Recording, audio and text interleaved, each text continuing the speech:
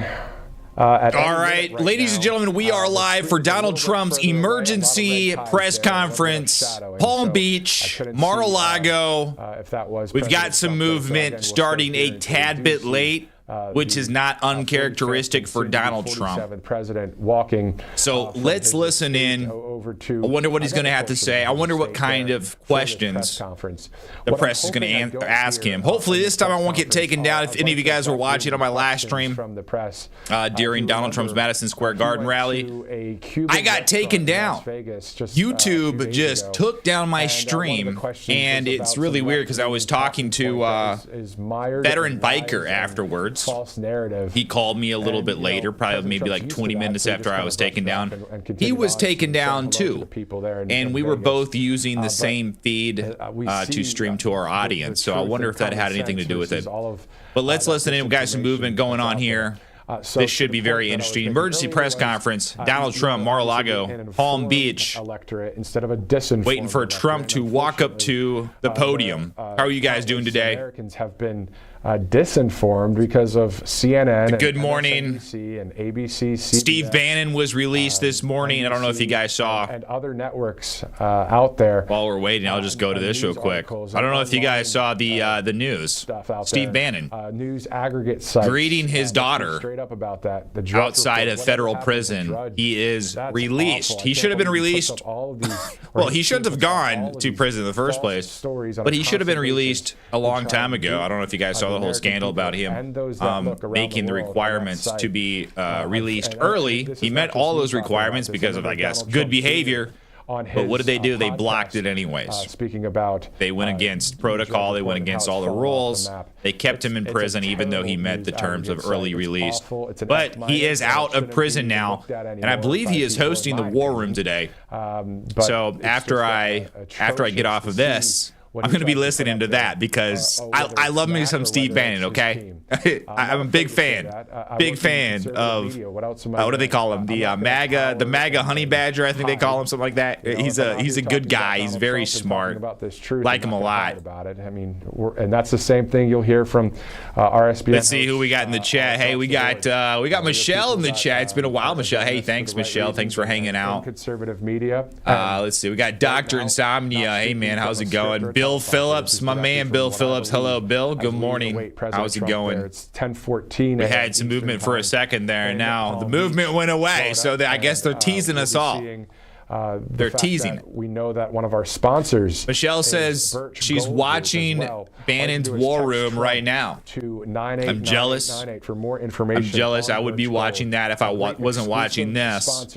I'm very interested to see what Trump is going to be talking about today. What kind of questions the media is going to be peppering him with. I know there's a big outrage over the Madison Square Garden rally. You know, fake outrage, of course.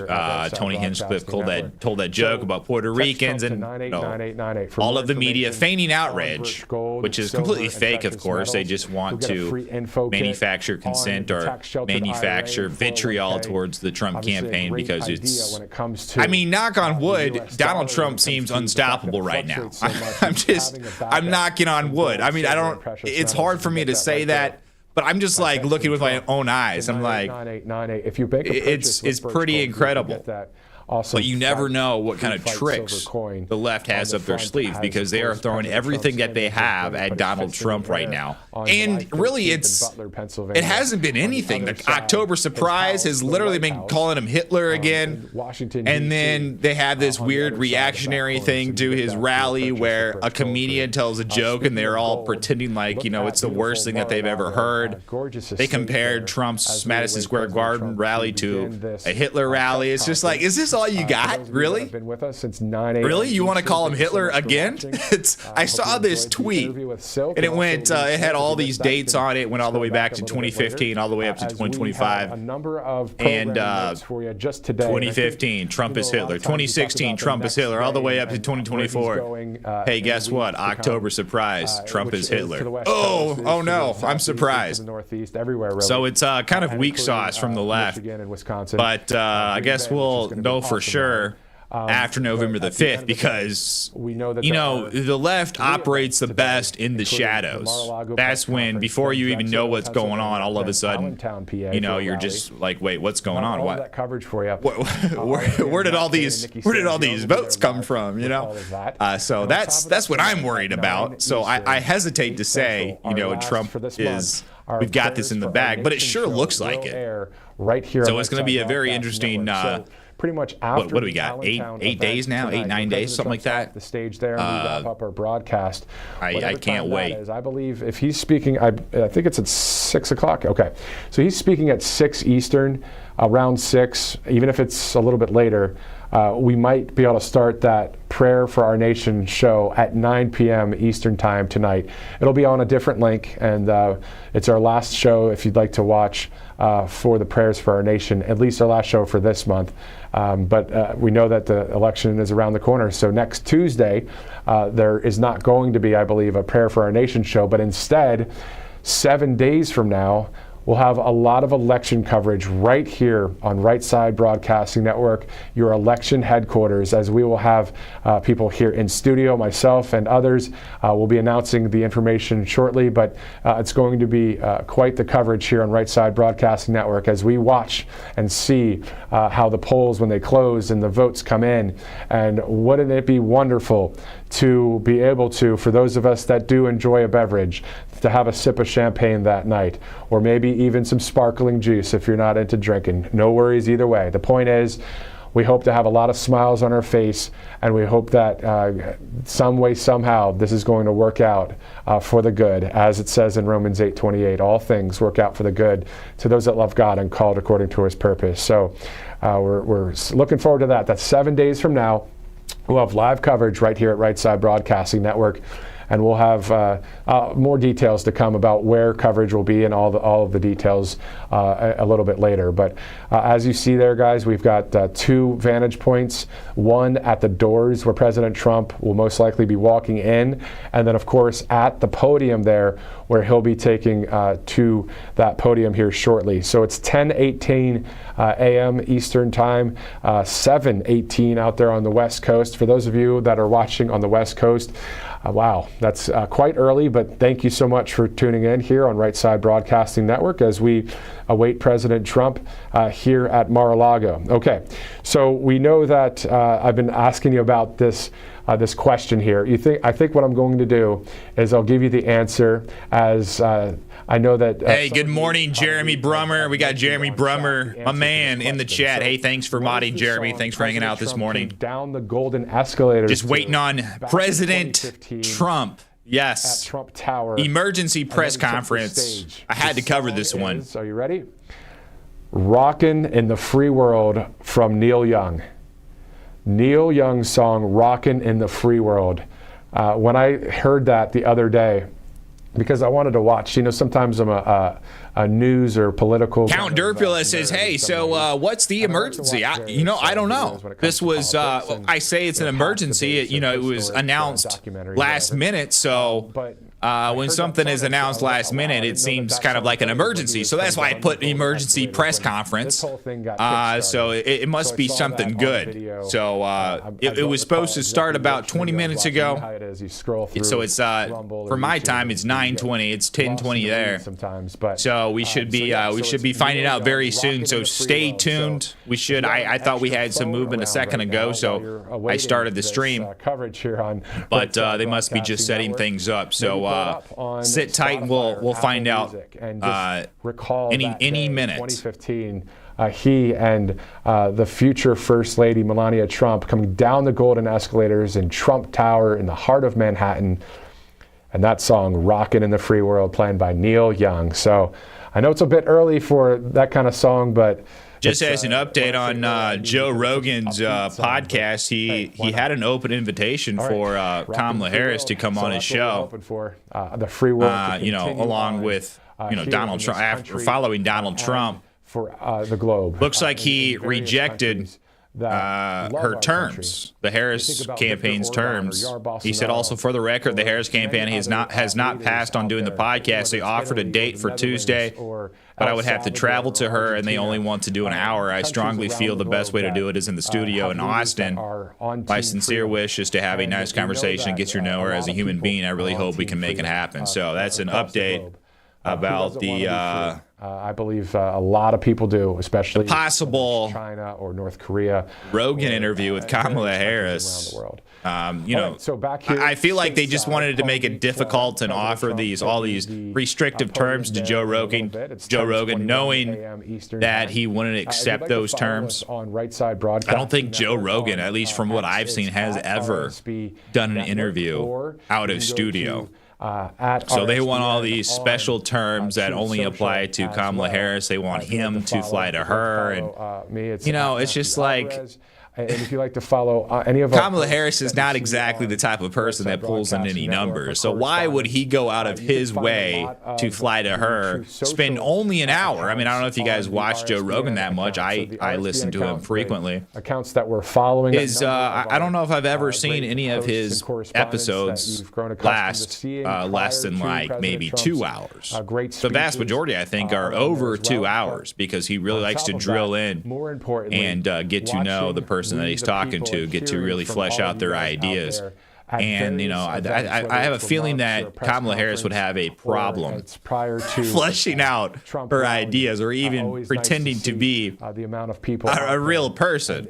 Because just in her short form interviews, just in her, the questions that are asked by the media, I mean, shoot, the CNN's town hall was an absolute catastrophe. The Fox News interview was an absolute catastrophe. Those are bad enough. So Kamala Harris talking to Joe Rogan, trying to walk around landmines would be just absolutely wild to see. I'm almost sad that she's not doing it. I figure there might be a little bit of a chance that she would do it simply because, she really, what does she have to lose at this point? But apparently they made it hard on Joe Rogan. They wanted him to do something special, so he is not conforming to what they're asking. So.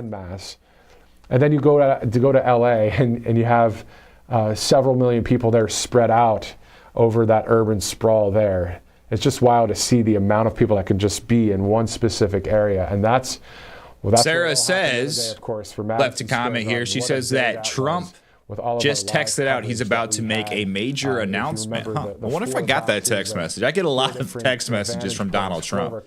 I did not get that text message. Quite awesome to see. So we will see what this major announcement is. Waiting for President Trump to take the podium there. We'll hear what he has to say regarding the press conference and what content or news may come out of this news conference this morning. And then we'll see if the press has any questions for him. And then we will then go from this press conference to our next broadcast, which will be from Drexel Hill, Pennsylvania. I'll be getting information on the start time for that here shortly. And then tonight, President Trump speaking at 6 o'clock in Allentown, Pennsylvania. Nikki Stanzione and Matt Cain will be bringing you that live coverage with Right Side Broadcasting Network. So quite good coverage coming up here in Pennsylvania, as we know that is a huge, huge swing state with 19 electoral votes at stake. Also, if you're just joining us right now, some other news story headlines out there. Of course, the great Steve Bannon is now free out of jail today. So great to see that. Also, we've heard from Peter Navarro, who spent some time as well out there speaking at various TPUSA events and also at MSG just the other day. So, so why don't we do this? We can possibly go to our Lee Smith interview, depending on the delay here. So what we can do is, if we do go to that interview with the best-selling author, Lee Smith, we can dip right in to the coverage with President Trump. Maybe what we can do is have a split screen and see that. Oh, we just got this out too. So while I'm waiting for Trump, I'm over here scrolling Twitter trying to see if there's anything new coming up. Looks like J.D. Vance is going to be going on Joe Rogan this week. So this was just tweeted out by Benny Johnson's producer, ALX. So that is going to be another great one that will start at any coming out from Joe Rogan. We do know, again, and Director, if you could please repeat, I had the volume down on the IFB. Okay, let's do that. Let's go to best-selling author Lee Smith on his latest book. You'll hear about that book here in just a second. Again, we'll go right to Mar-a-Lago as soon as President Trump is approaching that podium. Let's go to that interview right now. Best-selling author Lee Smith joins us right now. Can you tell us the latest on your book? I mean, it seems like it's doing pretty well already. Yeah, I mean, I'm very happy about it. The publisher's very happy about it. We're getting lots of good attention in the press and in social media as well. And of course, you know, it's very timely because I have stuff not just on the 2020 election, but also looking ahead, forecasting what is likely to happen after the 2024 election. And you know, because a lot of research, a lot of news articles are showing what the Democrats are planning, and this may come as a surprise, but there's a lot of anticipation on the left of a Trump victory. And so, what are the different ways that they contest a Donald Trump presidency? What are the different ways that they, you know, basically set fire to MAGA and destabilize the country? So. You know, I don't mean to alarm people, but I think it's important that people understand what we're looking at here, because, of course, we've seen it going on for the last 8 years, what the left, what I call the Obama faction or the shadow network, you know, basically a block of power, and Barack Obama is at the head of it, what they've done. That's what the book is about, what they've done. And in conclusion, I show what they're likely to do after the post-election scenario. So again, I think it's important for people to stay informed, not to, you know, not to be depressed, not to be black-pilled, but to understand what we're looking at and what we're heading into, so people can be prepared. Again, if you're just joining us, this is best-selling author Lee Smith, who wrote the book "Disappearing the President: Trump, Truth Social, and the Fight for the Republic." Before we dive into that book again here a little bit, I want to get your reaction. Madison Square Garden, New York, New York. What was your reaction to that whole party there in the Big Apple? Well, I mean, I was raised in New York. I lived in New York. You know, when I was growing up there, I mean, Donald Trump was very famous. I mean, I kind of grew up with Donald Trump's voice. If you guys are just now joining us, we are waiting for Donald Trump to take the podium.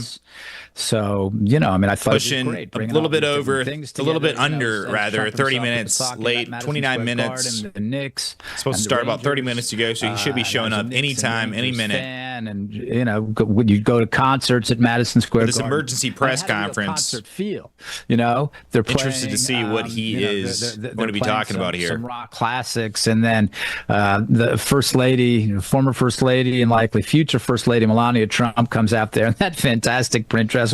This is a real rock star event. So I thought it was very exciting, and all the people came in there, and all the people who didn't get into the garden, but all the people outside who were really thrilled. So, of course, I don't think anyone expects, unfortunately, Donald Trump to win New York City. But of course, Donald Trump is going to get a lot of votes in the outer boroughs, Brooklyn, certainly Staten Island. I assume he's going to win Staten Island. You know, Brooklyn will show up for Donald Trump. There'll be lots of votes in the Bronx and Queens as well. But Manhattan is unlikely to go to Donald J. Trump. But nonetheless, the enthusiasm, the love. So yeah, it's great. I mean, all around for me, not just someone who loves our great country, but as someone who loves New York City. This is really wonderful. I'm only sorry I wasn't able to attend. And definitely President Trump wanting to make New York great again as well. Corporal Oreo says, I'm betting this press conference is about Steve Bannon. It could be. It really could be. He might be saying something about Steve Bannon. I hope he does. Steve Bannon is what a guy, man. If you haven't watched some of his movies, some of his interviews, documentaries, I encourage you to watch them. They are fascinating. That dude is extremely smart. Interviews with President Trump, which are in the book, and so he's talking about that. He's talking about how he was, and all this crap that they say about him in the press is completely fake. After the 2020 election, it's nonsense, really. He was thrown off Twitter. He was thrown off Facebook, and so the Truth Social bit. This is Donald Trump's company, and so how Truth Social has really become his voice. What he was referring to there was he was referring to again what we've seen the last 8 years, and it started with Russiagate, right? So Russiagate is the template for all of the operations that have followed, whether it was the impeachments, whether it was January 6th, whether it was lawfare, whether it was the raid on Mar-a-Lago, whether it was the attempts on Donald Trump's life. And that's how that's the cover of the book. Donald Trump at Butler, Pennsylvania, standing out, fight, his fist in the air. So I want to say, so while it's the 8 years of what they've put Donald Trump, this is again Obama's shadow network, what they put Donald Trump, his aides and supporters and the Republic through is terrible and devastating. It's a very optimistic book. Again, it has Donald Trump on the cover of the book standing and saying fight. And I think that's, we're an optimistic people, we're an optimistic country, and that's how I see what's happening here. I mean, looking at the election, Madam, and I think so many people, I mean, you look at the people who have joined forces with Donald Trump, and they were out there last night at Madison Square Garden, Robert F. Kennedy Jr. and Elon Musk, and the stuff they're talking about. I mean, it's just, you look across the bridge to the future, I guess is the way to put it, and there's just so much light. Right, talking about looks like we got a endorsement efficiency, talking about American innovation for Kamala Harris from George Bush's daughter, again, Barbara. For all that we've been through the last 8 years, and for all the concerns that we still have, it's also a moment of over protecting women's rights. So that's interesting. In the road coming up, and you talk a lot in the book as well about this great patriot Mike Benz as well, telling you about there's a whole of society. I literally woke up and I started this stream. Can you dive into that? It took me about 5 minutes. Right. Well, I'm sure lots of your viewers. I had to recycle an old thumbnail all over social media, and he's done fantastic. So I'm just now kind of catching up on the news while we wait for Trump. He gives lots of talks explaining really what he refers to as the censorship industrial complex, and so Mike really gives a lot of insight in this book. Really helps. I think will really help readers understand what's been going on and where the censorship campaign, where the censorship regime starts, and where it is right, and what we're looking at right now. And that's really Mike's focus on censorship. But there's, what he means by whole of society campaign is it's not just the federal government. It's also civil society, meaning these different NGOs. It comes from academia as well, different universities. It comes from the private sector too, whether we're talking about big tech, whether we're talking about Wall Street. So that's what the phrase whole of society refers to. And Mike is one of the people that I speak to in the book who, again, really sheds a lot of light on what's going on. And there are others too, in addition to President Trump, Dan Bongino, Devin Nunes, the great Julie Kelly, a friend and colleague whose work on January 6th has been so important. So there's a lot of really, Kash Patel, there's a lot of really terrific people in the book who are really helping, readers understand what we've been looking at and what we're living through. When I hear J6, I think of peacefully and patriotically, Sarah. It's just, that's what President Trump said that day, as you know. Right. So when we look at, we were talking before the interview about informed decision making. We want to be informed as a people, right? Versus disinformed decision making. It seems like the people that are voting common sense are on the true information out there versus the left and all the disinformation that's going on. Well, I mean, it certainly. We've been voting for our presidents from the beginning. So whichever way you vote, it's fine. I mean, if people are voting Kamala Harris, then God bless you, vote Kamala Harris and Tim Walz. What I think what we want to point out is, by all means, vote Kamala Harris, but make it an informed decision. If you're voting Kamala Harris because you think that Donald Trump is Hitler, someone's been lying to you. They've been lying to you. They're hurting you. They're taking your vote away from you. If you just say, I like the way that Kamala Harris talks. I feel, they talk about joy and I feel the joy. Okay, great. So I'm going to vote for Kamala Harris. But when they get up there and they start talking about Donald Trump is Hitler, or Donald Trump is a racist, or Donald Trump is a fascist, these are things. Well, that's a lie. And you shouldn't be. We shouldn't be doing this. Political leaders should not be doing this to our electorate. And our electorate, maybe we have to get to a stage now where our electorate works a little harder, where they have to move away from the New York Times and the Washington Post. The New York Times ran this obscene one-page article yesterday, calling Trump a dictator and all of these. Really, it's just despicable what they're doing. So that is disinforming voters, because you're lying to voters. None of this is true. Right, people should be voting on what they understand to be true, and maybe again, our electorate's going to have to work a little harder to get to the truth. Instead of turning on CNN, they'll turn on you, Matt, and they'll watch you and figure out and just get the truth. Yeah. Right, you don't have to tell them which way to vote. Just tell them the truth, give them the news, and let Americans decide on that basis. Exactly. It's common sense information, too. We had a better economy, a closed border, more law and order during President Trump. So, yeah, it's reporting the facts as to your point. One more question before I let you go, Lee. Thank you so much for taking the time, sir. Thank you, Matt. I really appreciate it. Definitely. Speaking of fake news, CNN, I watched finally the fake Tapper interview with J.D. Vance the other day. I'm not sure if you were able to watch the 17 or 18 minutes. Oh, man. Oh, not all of it. Not all of it, but I've seen a lot of it, yeah. Well, let's put it this way. Vice presidential nominee J.D. Vance, he is already a rock star, but watching that yesterday, or watching that video this morning, he really put Jake in his place. You saw Jake try and squirm with all the lies, and it just didn't work. And that's what we're coming up against. But the American people, to your point, are seeing that and waking up a bit.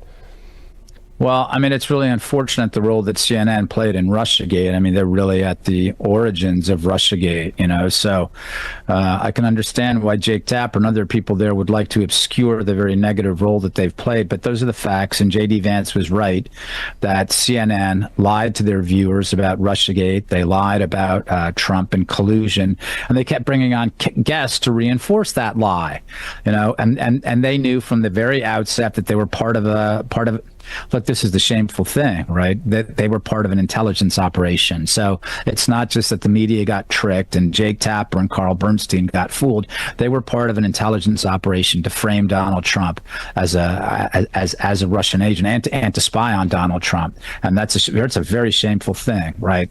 Yeah, even for journalists, and we have to admit, Matt, we know lots of journalists, and maybe not us, but we know lots of journalists are shady figures, but that goes beyond being a shady figure. I mean, that's participating in an intelligence operation. Exactly. Very dirty. Yep. Exactly. Hey, good morning, Gary.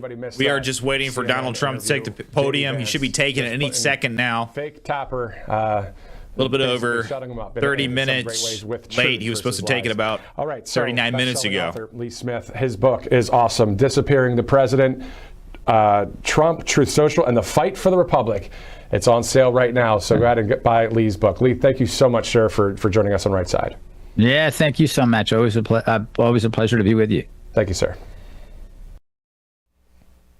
All right, welcome back to live coverage right here on Right Side Broadcasting Network. Always great to speak with someone that is super gifted in writing, especially in books, and then having the content match up with that. What a great 1-2, figuratively speaking, punch for Lee Smith out there. What a great book as well.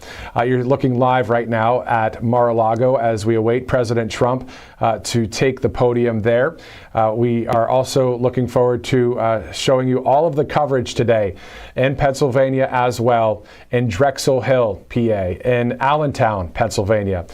President Trump to be speaking 3 times, at least, on Right Side Broadcasting Network coverage today. We'll have all of his speeches right here and then this press conference as well. Again, it says Trump will fix it. Well, we're going to hear all about some of that today in this press conference, but also we've heard a lot of the speeches and a lot of the content and even the actions that have spoken even louder than all of the words through his first administration. We saw the proof in the pudding, and there'll be many more great things to come, as you guys know, and many of you are voting for. So let's go to Birch Gold Group one more time, this exclusive sponsor for our broadcasted coverage here out of Mar-a-Lago. Text Trump to 989898 for more information on Birch Gold. Silver, precious metals, tax-sheltered IRA, 401k, everything Birch Gold Group. You can get right there a free info kit by texting Trump to 989898. All right, let's do this. We'll go to an interview with Silk that we played at the top of the broadcast, if you're just joining us right now. And then we will be going right there to Mar-a-Lago. We'll keep that live picture up, as you see in the background there, something just put right behind the podium. So as soon as President Trump takes to that podium, we'll be going there live for the entire press conference. We'll most likely dip out of the interview, especially if we even see him walking into that room there. Gorgeous Mar-a-Lago estate in Palm Beach, Florida. I'm Matthew Alvarez. Thank you guys so much for watching. Let's go to Silk right now from earlier this morning. Joins us once again here on RSBN. Silk, let's just talk about MSG yesterday. What are your reaction, your thoughts, your feelings about New York, New York? Ooh, that was phenomenal.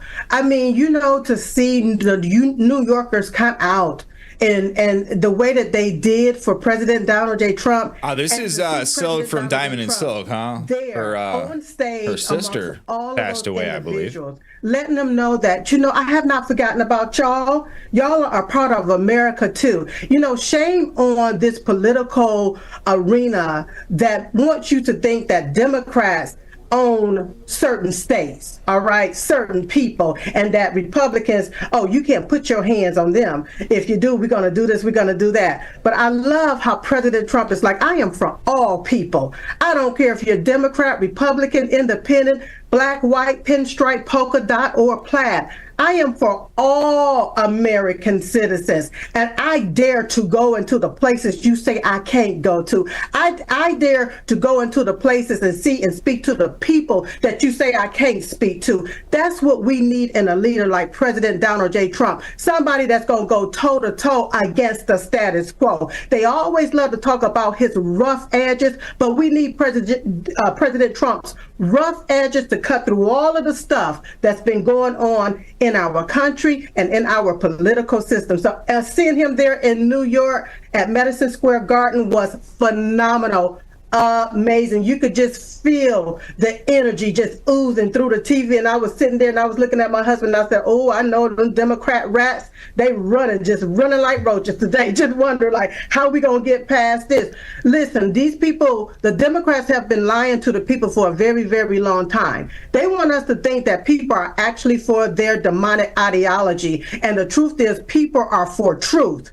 People are for God. People are for President Donald J. Trump. Exactly. And to your point, when we talk about red states and blue states, there are people that love God and love President Trump in so-called blue states. It's not just cut and dry like that. And on top of that, I think the outreach is really happening, Silk, even to people that are more, moderate Democrats that have been brought up Democrat, but they're starting to think, what, I might have to vote for the same color of the shirt that you're wearing right there, red. That's right. And it's for the conservatism. People are more conservative than they really truly believe. OK, we've always been this particular way, conservative. OK, but with this demonic ideology that has infiltrated our systems, infiltrated our culture, and infiltrated our country, people are starting to realize, wait, hold on, I am not for that. But Pastor didn't stand in a pulpit and preach about that. He preached against that. She preached against that. We were taught differently for that. We were taught to love thy neighbor, not steal from our neighbors. So let me tell you something. People are really, truly enthused about what's going on in this country. And that's why it's imperative that you get out and you vote like you've never voted before. Vote for President Donald J. Trump, because he has a vision for all of us. And guess what? It includes Americans, not just these individuals like Kamala Harris. Her vision only includes illegal aliens, okay? But with President Donald J. Trump, his vision includes America and Americans. It includes all of us. Exactly. And so can you talk to us about that, the fact that there is a so-called minority, right, in Harris, a female running for office back in the tolerance days and political correctness days? That would be a big deal. What are your thoughts about that, Silk?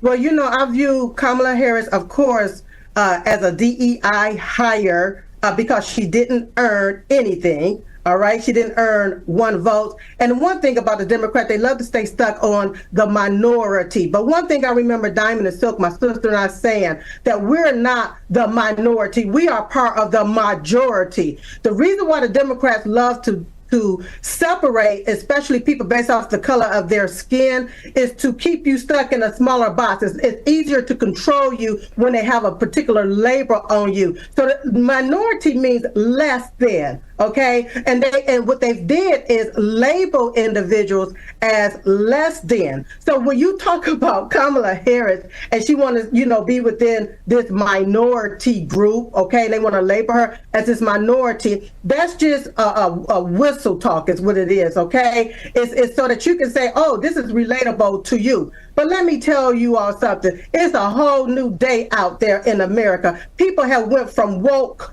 to being awake. They have awakened to saying that, listen, I'm part of the American dream. I don't have to be stuck on a label. I don't have to be stuck in this particular group of people and stuck in this black box. I can think outside of the box. I have my own mind. I can think for myself. I can speak for myself. I can see it for myself. So people have they're shaking off that label. They're shaking off that thing, that stigma that they tried to put on we the people. And they use Kamala as what you addressed her, like the minority. They use her to try to resonate with the people based off of how they feel. But people are waking up based off how reality would realistically reality look like to them. And realistically, people are starving in our country. People are suffering in our country. People are trying to make ends meet and can barely make ends meet. So people are looking at what's happened realistically. Listen, I got to be part of the American dream if I want the American dream. Because if you stay stuck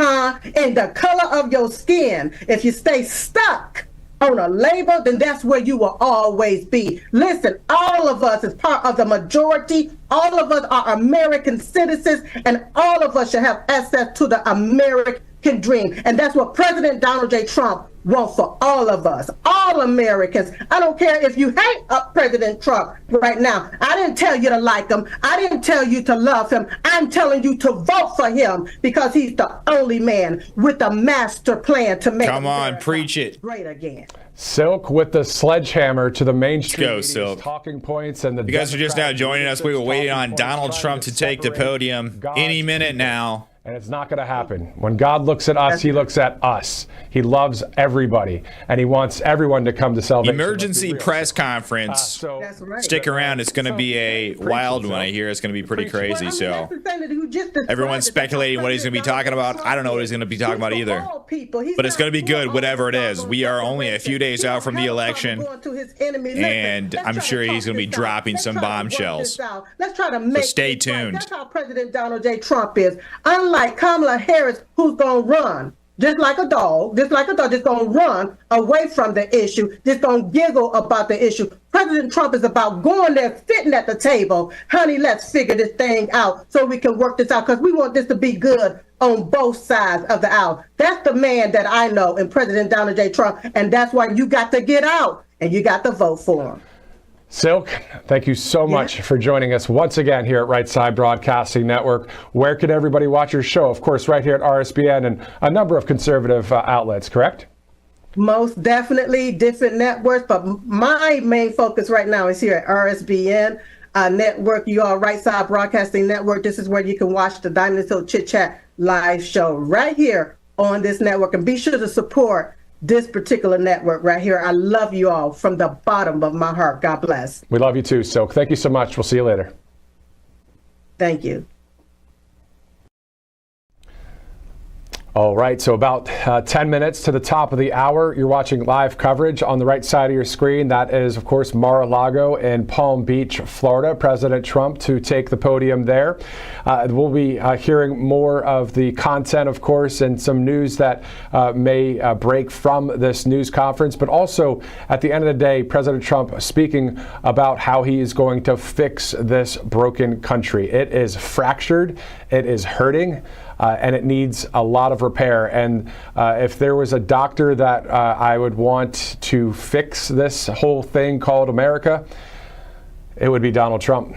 Definitely Donald Trump. And I know that many of you echo that statement. But you know what? At the end of the day, not about me. It's about we, the people, all of us together as we see President Trump 7 days from now, 1 week from today, is Election Day. It's happening.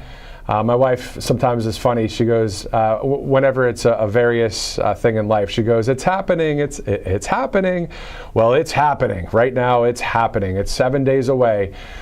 President Trump and Harris on the ballot. And we see that a lot of people have early voted, have filled in that oval, and have already voted for President Trump. And a lot of times what we've been seeing on the left wing at some of these so-called mini rallies with Harris is straight lies. Even if, say it was my last day on earth and I was a Democrat and I really liked Harris, and I would have to say, is she saying truth or is she lying on stage? And I don't know, I'm just going off the riff here, but if I were to say what the true answer was, I would have 30, 40, 50 more years to live. I would say Harris is lying. That's not true. Donald Trump is not that guy. The people are good people. I got disinformed, and now I've been brainwashed. You know, if you just jumped in on that context, you need to get the full context of what I'm talking about here. But at the end of the day, so many lies. I cannot believe the amount of lies coming out of the Harris camp on camera, on interviews. That's all they got are lies. In various parts in the country, and people are buying into some of it. A lot of people are awakened in America because they know.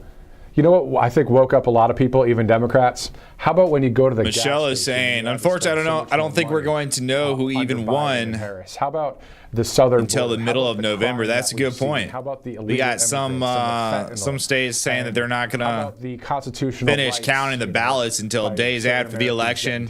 How about yeah, it's going to be this is going to be a wild election. We're only a few days away. Earnestly about President the momentum is, if you're a rational person, the momentum is clearly in Donald Trump's camp.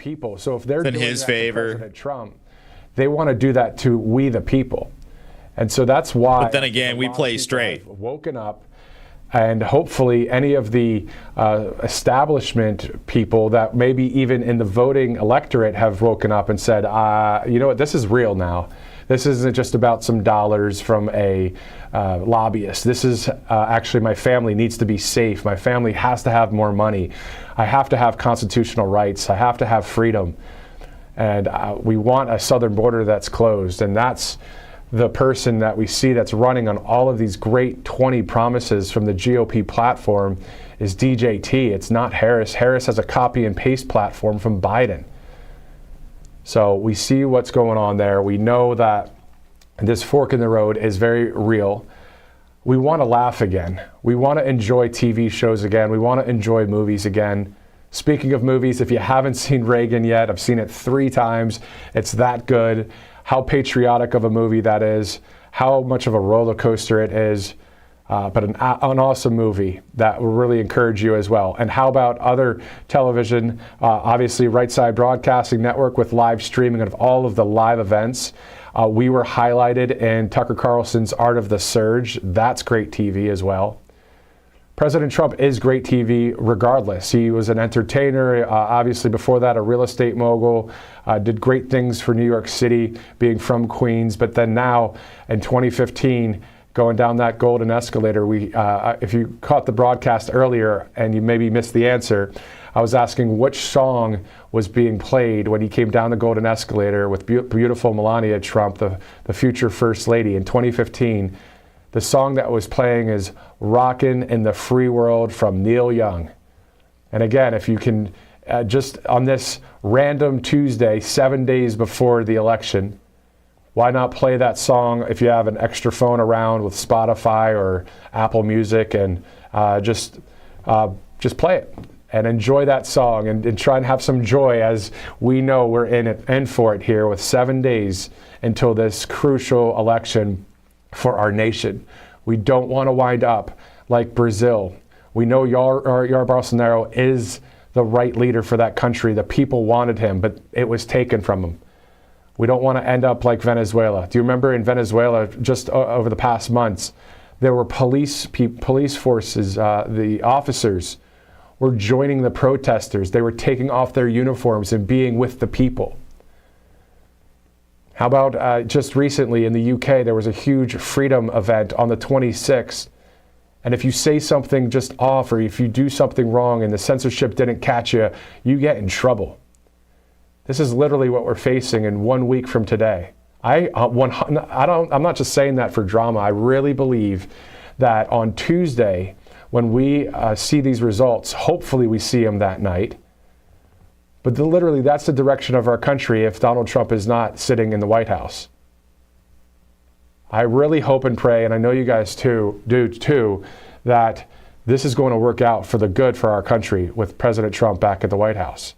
It's that serious. I'm saying it now, and then if for some reason, some terrible reason with the election or something, if it's not President Trump and things start happening just like I was just saying, it's not because it's coming from me. I'm not some brilliant whatever.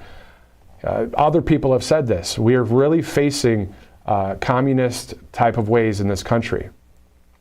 So we're hoping and praying and working hard for a great outcome, so our joy can come back in a way that is America first, that we can make comedy great again, make laughter great again, make family great again, make America great again, make safety and peace and harmony and freedom and our greediness of America great again.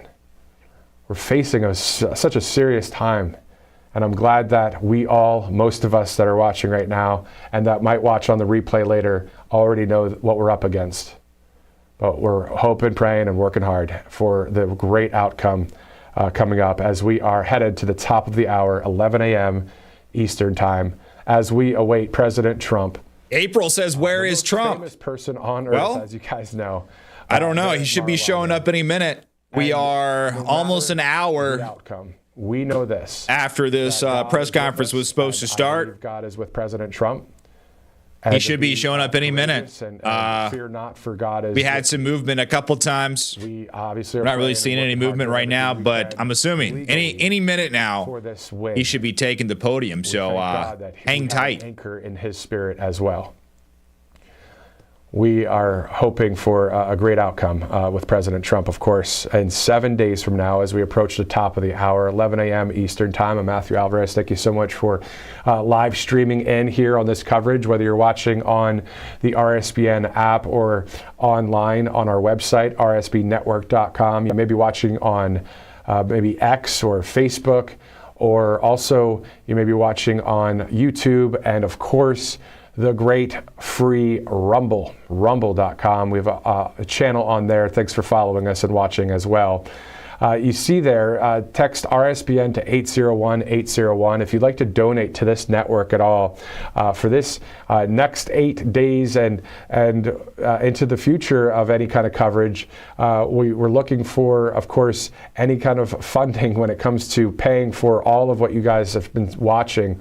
Everything from the Madison Square Garden rally to the October 5th Butler rally, or how about every rally that we've been to since day one, 2015. Joe Seals and the team creating this awesome network, grassroots from we the people here in the southeastern part of the United States. And then all of the people that work behind the scenes here at the network. Obviously, it's been almost like if we were a rock band going every night so-called performing. It's been nonstop coverage, as you guys know, here at Right Side Broadcasting Network. So every person at this network, when you text RSBN to 801-801, it's all of their hard work.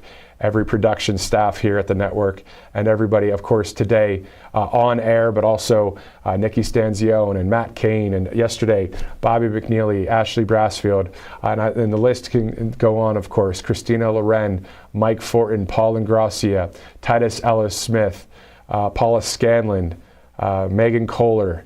I hope I don't forget anybody. Did I say Mike Fortin? So, I mean, and if I missed anybody, you'll be seeing them as well on here on this live coverage as we await President Trump there in Mar-a-Lago, a beautiful estate there in Palm Beach, Florida.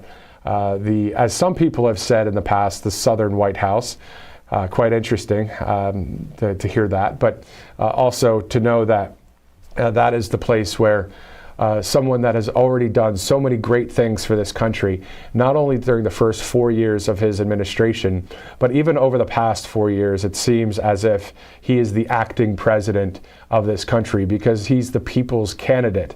And we've seen that time and time again through all of his words and actions. That's what's great about a leader. If he can speak it and then still have it come to pass, that's a great leader.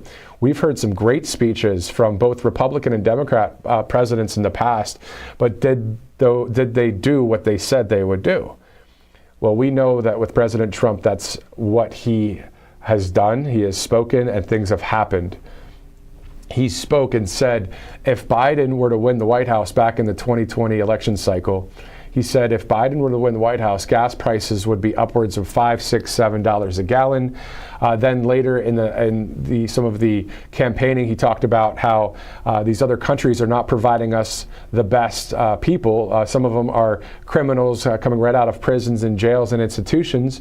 And then months later, guess what happens? Exactly that starts to hit. The crime starts to happen, the fentanyl, the open border, and the problems that continue on. So again, I know loud and clear that I'm preaching to the choir here to a lot of you, but to keep the truth going and to keep that narrative up against the system, up against the mainstream media's rotten lies that they continue to spread, that disinformation campaign, it's getting old, and I almost feel bad, not really, but I almost feel bad for some of them over there because they're realizing this isn't working anymore. People are waking up, and then they're watching conservative media, and they're saying, well, that's actually common sense, what I just heard from that host or that correspondent on Right Side Broadcasting Network or any of the conservative media out there. Because at the end of the day, I get we're a business, but it's all on the same team of truth and the American way. So it is 3 minutes after the top of the hour, 11 a.m. Eastern time. For those of you waking up out there or already awake on the West Coast, it is 8:03. Matthew Alvarez here as we are awaiting President Trump at Mar-a-Lago to address the press there and also talk about how he's going to fix this broken country. Again, if you're, say you are playing football, as did I back in high school, it was a rainy day. I remember it was a junior varsity game. I was a quarterback rolling right. I broke my right ankle after getting tackled. I threw the ball. It was still a first down catch. I remember that. And man, it snapped in 2 places. I got taken to the hospital. It was very painful to have my foot set after the x-ray, knowing that it was broken. But I went to the hospital. I got the foot fixed. I had to get a screw in my right foot. Well, that's kind of like what our country is dealing with right now. We are fractured. We are hurting. We are broken. And we need a doctor, and we need a doctor quickly. And so President Trump is Dr. Trump, in my opinion. We saw Dr. Phil the other day at MSG. Well, we need Dr. Trump in our country, in this house right now, because we're hurting. And it's scary times for many Americans out there. And we know that he's got the words and the actions, and he also has a team. I was just at the hospital recently. My wife just gave birth, and it's awesome to have. I thought for a second we had some movement. I saw some people waving. Beautiful thing. I've never experienced that in my entire life. Maybe we got something going on. It's just amazing. But that doctor that delivered... You guys are just now joining us. Waiting on Donald Trump. He is over an hour late. This country. So he must be cooking up something good. So stick tight, hang tight. That were perfect for our... Should be taking the podium momentarily. And so for this emergency press conference on pins and needles, wondering what it is. And smiled at my week out from the election. It's got to be something good. So stick around. My daughter. We have to get back to that good feeling of America. And we know that through President Trump, that is what's going to happen in 7 days from now. We have broken bones, figuratively speaking, in this country. And it hurts. And it's, I'll be honest, I'll just straight up say it, it sucks. It's terrible. It's awful. So when we do what we do here at Right Side, this isn't just for our health and just for a job. We're grateful to have all of those things. But we really believe in this country, and we really believe in someone that is going to set the record straight and get it done for our country. If you'd like to follow me on Truth Social, it's at Matthew Alvarez. If you'd like to follow RSBN, it's at RSBN. Right Side Broadcasting Network, since day one, 2015, has been showing the crowds, has been showing President Trump's speeches. We're on the final run of all of these rallies that you guys have seen. How many more rallies would there be? I mean, maybe there would be a thank you tour rally under a President Trump administration, a win on November 5th, and then it being inaugurated. Okay, some more rallies to cover. But the point is, think about all of those rallies that you guys have watched over the years and all of those great moments that we've seen and some terrible moments on J13. But we have literally done this. We've put our heart and our soul and our mind and our body, everything into this thing. And that's what everybody that you don't see here at the network does. That's what you see by all of the traveling by our camera operators, lugging around so many pounds of equipment. This is not a woe is me thing at all. It's just we've put our effort into it, not just our physical body, carrying things and setting up lights and cameras. We've put our entire soul, mind, and heart into this thing, not just for a job. And also, many of us put that into our faith as well. So it's faith and our work. It's faith and our job together to provide you hopefully some of the best commentary you've heard and some of the greatest interviews you've heard from we the people.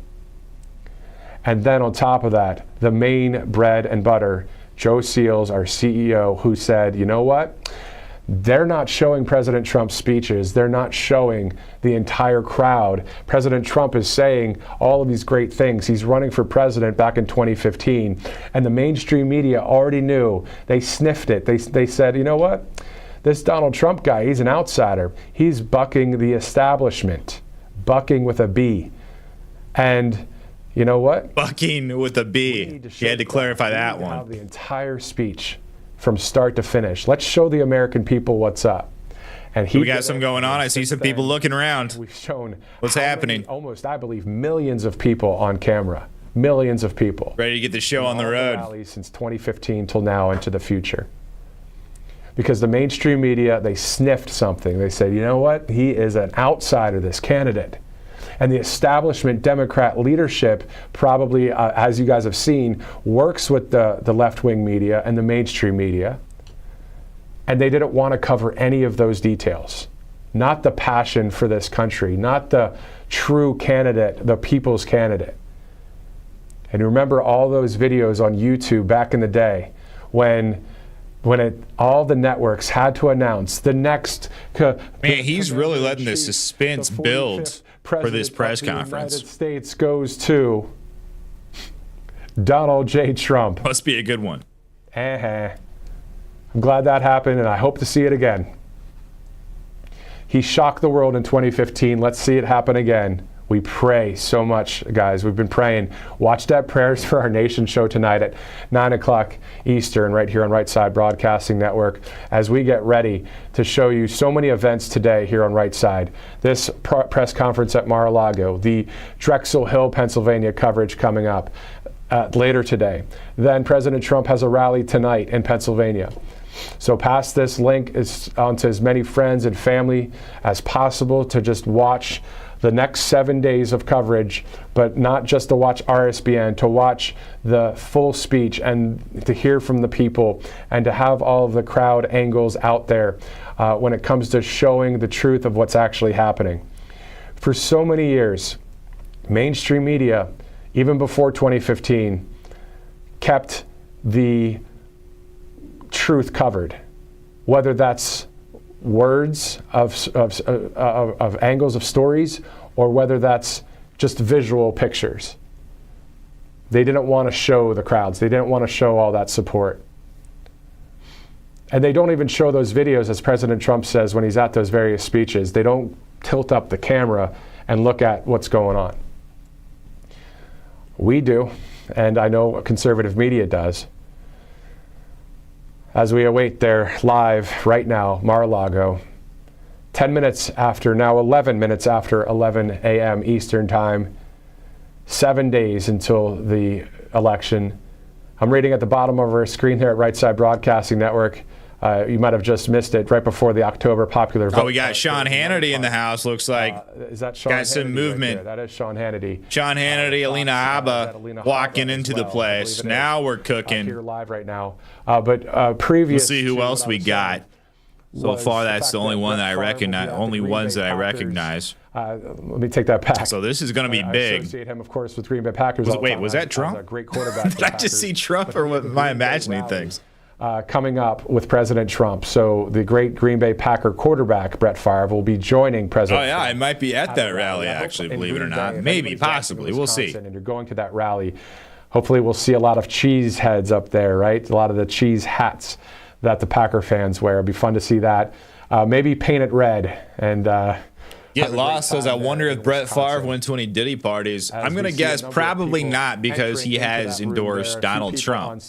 I think President Trump endorsing Trump is kind of a litmus test to decide if the person actually was involved with Diddy or Epstein or not. Because the ones that were involved with those two horrible individuals also interviewed the best seem to be favoring Kamala Harris by a pretty wide margin. You guys can check out if you'd like to scrub back. But it looks like, guys, if you guys have been replays later hanging out for the past hour, we finally got some movement. We have Alina Habba, we got Steve Sean Hannity, not Steve, Nikki stands in the house, Matt Cain will be live, and Donald Trump soon to follow. So stick around today. And we'll find out what this emergency press conference is going to be about. A huge rally in Allentown. But a week out from the election. Great coverage to be had here in Pennsylvania. April said, I heard Steve Bannon is out of jail. That is correct. Steve Bannon is out of jail, and he gave his first, with all the coverage. He did his first show on the War Room this morning. I listened to a clip earlier, but I'm looking forward to listening to the rest of that because I'm a big fan. Big Steve Bannon fan.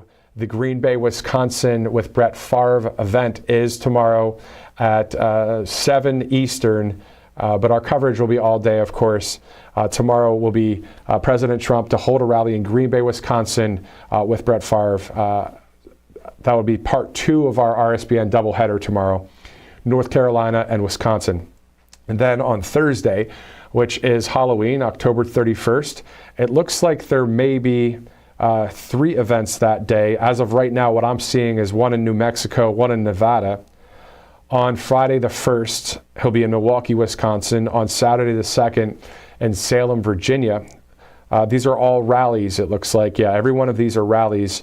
And then any other events that come across our desk here at Right Side Broadcasting Network, we'll definitely share with you that information. Thank you so much for watching, wherever you are watching right now. Looking forward to going out there to Matt Cain and Nikki Stanzione a little bit later in the broadcast. You saw, again, Bobby McNeely and Ashley Brassfield just yesterday in the Peach State in Georgia. Quite good coverage there. Always good to see everyone just on the same page when it comes to our country, and seeing President Trump back in Washington, D.C. there at 1600 Pennsylvania Avenue. Mar-a-Lago looking beautiful right now as we await President Trump. We saw a few high-profile guests walking in just moments ago. And as President Trump takes that stage, that podium, we'll be going there as well.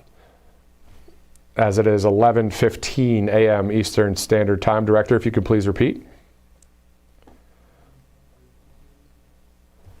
Okay, let's go to that. That's a great idea. So Elon Musk, he posted something on X, and then President Trump retruthed it on Truth Social. And if you can't see the words there, I'll just read them to you. Elon said at the top there, it says, "So true," with a laughing face emoji. So the Republican platform: free enterprise, secure borders, honest elections, real journalism, ethical judiciary, civil rights, moral standards, personal liberty, versus the Democrat platform, which is, as you see there, hate Trump.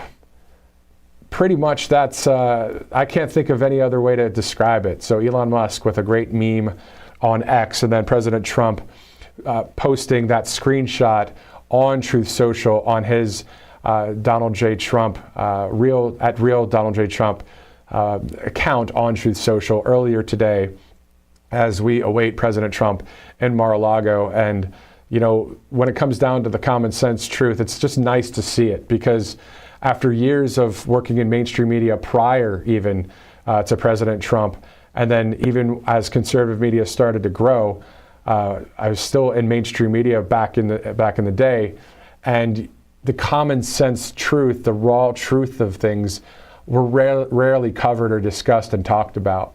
And so no wonder countless Americans were duped by all of that terrible mainstream media reporting, from the local news level to the state and regional, and then of course national and international broadcasts. The BBC out in England, in the UK, they're just as bad as CNN and MSNBC. There are many of these outlets out there. 95% of media, 95%, if not more, is or are lying.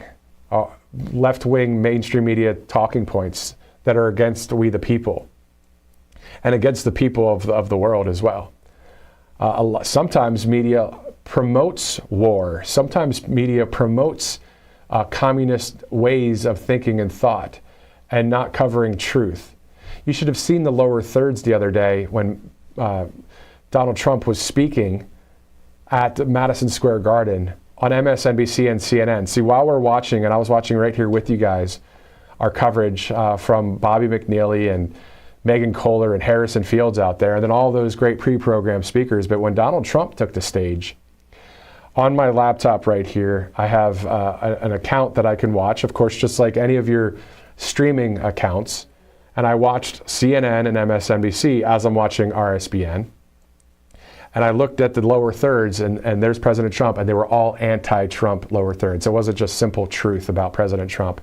Here we go. Of the man, we got the boss walking into the house. As we know, right now, Carly Bonet, the boss, there he is here. Right, it's time for us to go live. Daddy's home. Palm Beach, Florida. Run away, Kamala. We'll see you on the other side of this. Listen in, guys. Remarks and speech in Florida. Smash that like button, guys. Let's get this pumped out there.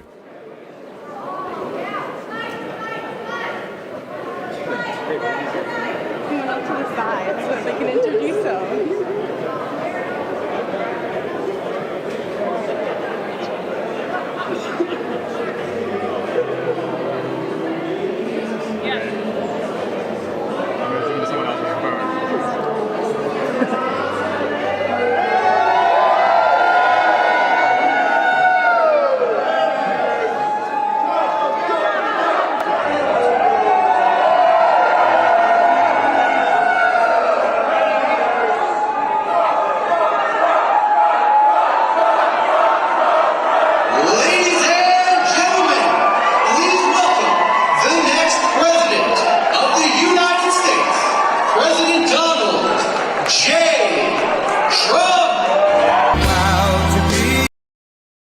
Okay, guys, I'm going to have to mute that because last time I played copyrighted music, I got my stream taken down. So let's hang out. Let's wait for the Lee Greenwood song to play through.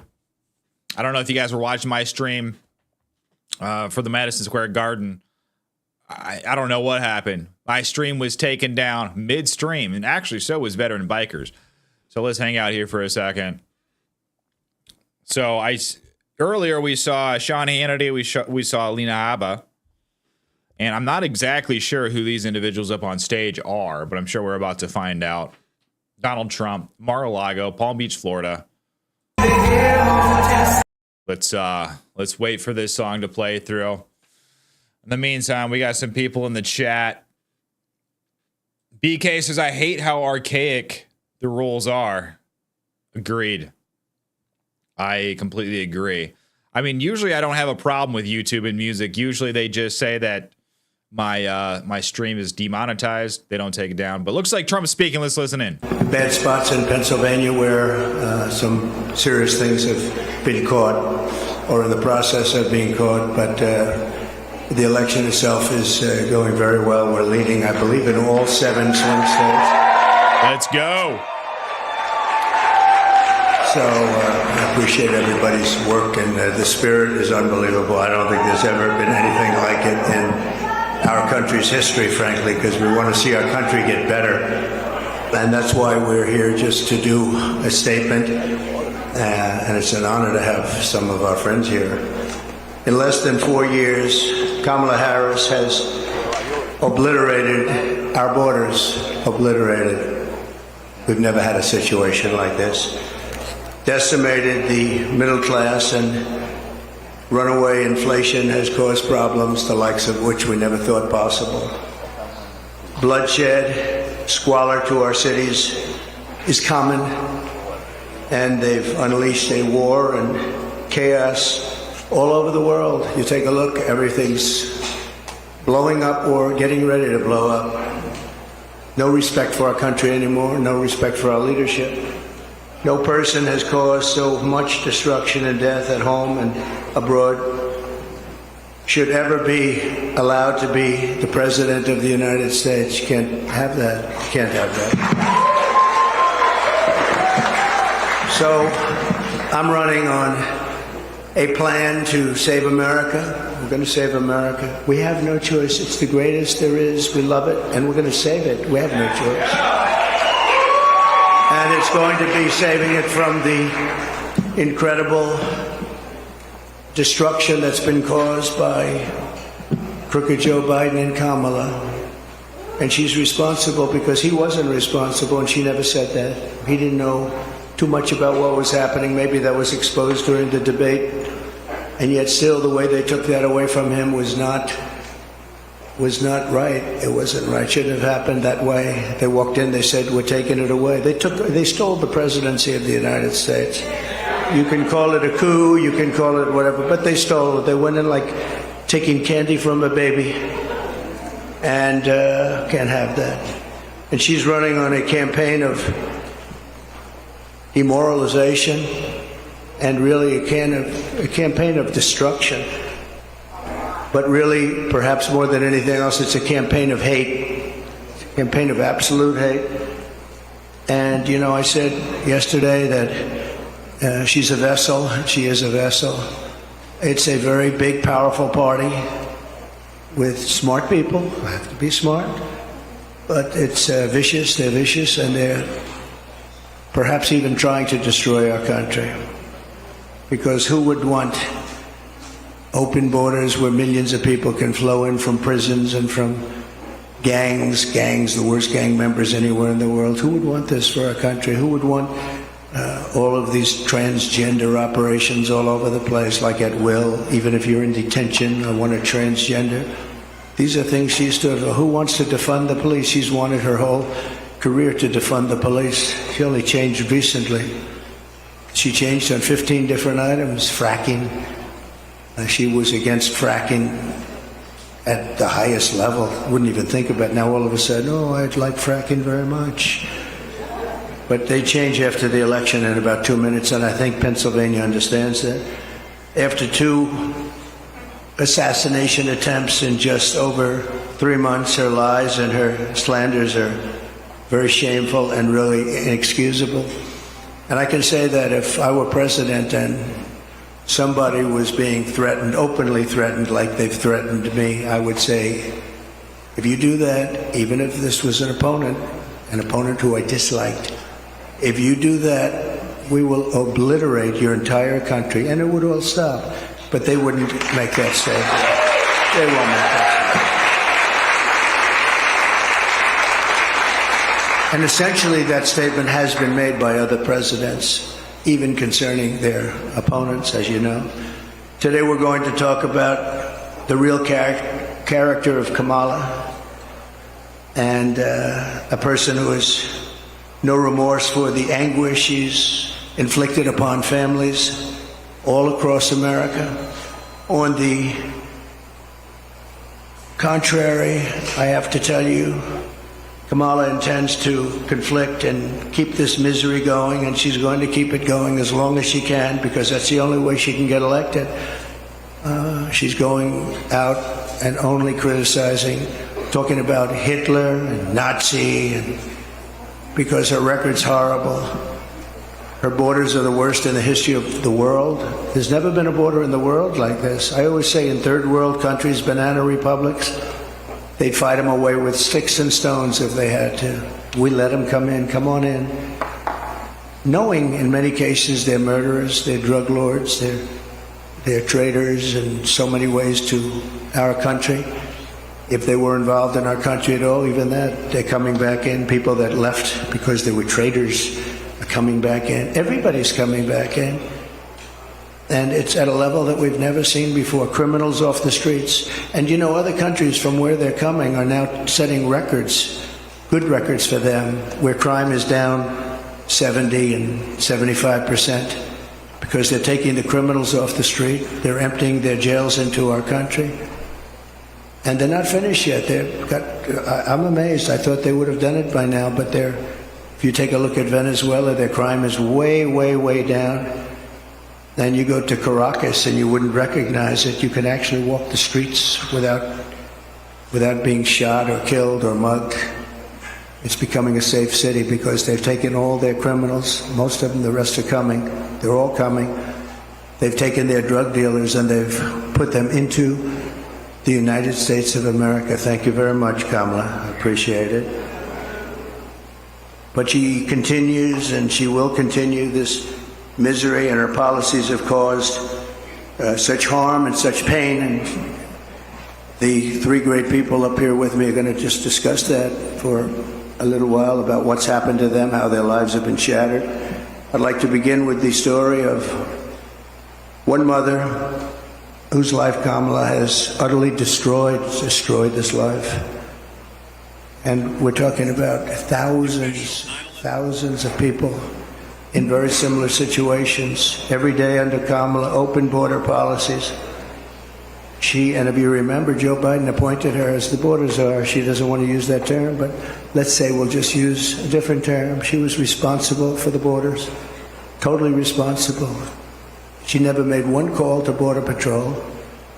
2 weeks ago, the Border Patrol endorsed me with the most beautiful endorsement I think I've ever gotten.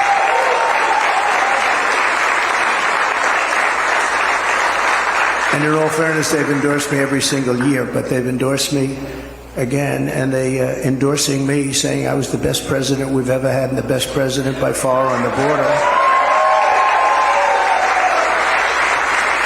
They said that, and this is not easy for them to say, they said that she was easily the worst person ever to work with them on the border, most incompetent, the least caring. Think of it. Not one call in almost 4 years was made to Border Patrol, like, how are we doing? I used to call all the time. I'd say, how are we doing, fellas? How's it going? Is it going well? And they're great people, men and women, Border Patrol, great people that want to do their job. She didn't call them once. She released the two men who murdered this woman's very precious daughter. Everything you need to know about what happened, and the character of Kamala Harris, you'll know from just watching this video. We had it done yesterday. It's very, very quick, very easy to do, but it was very heartbreaking. We showed it in a room full of people, and everybody was crying. Some pretty tough people were crying. Please take a look.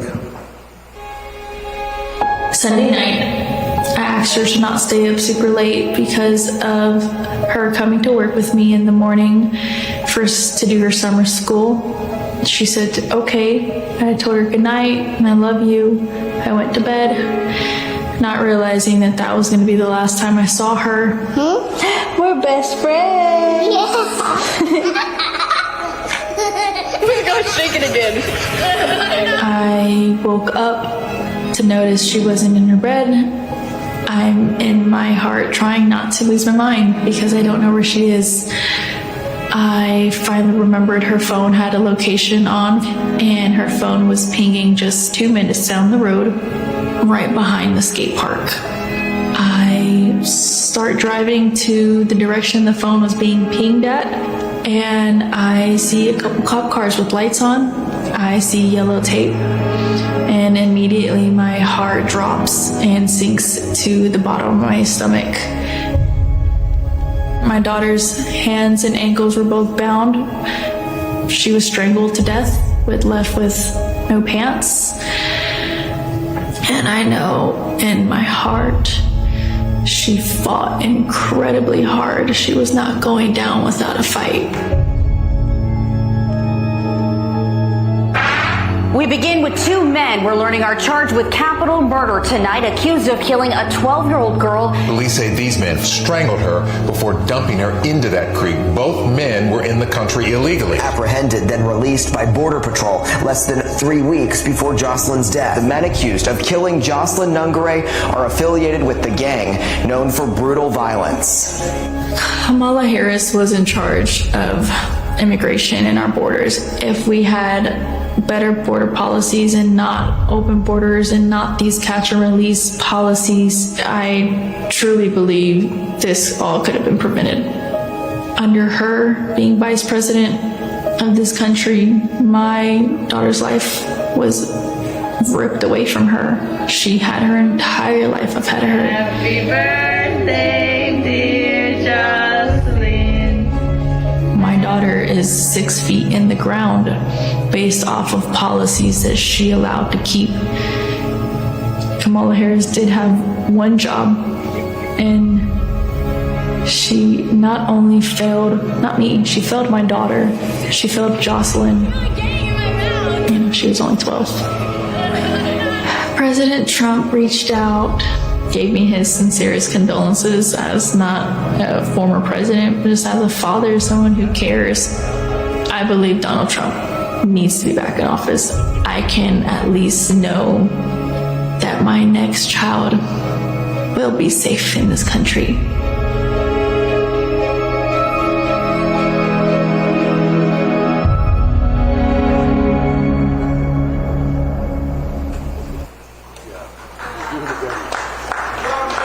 Thank you very much.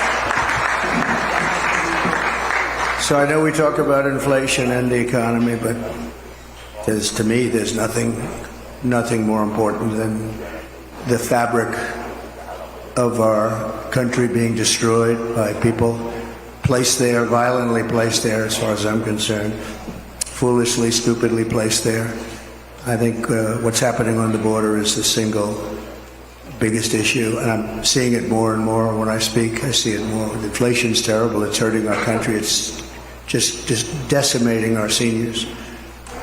That's why I talk about Social Security, no tax for our seniors on Social Security, because they've been decimated by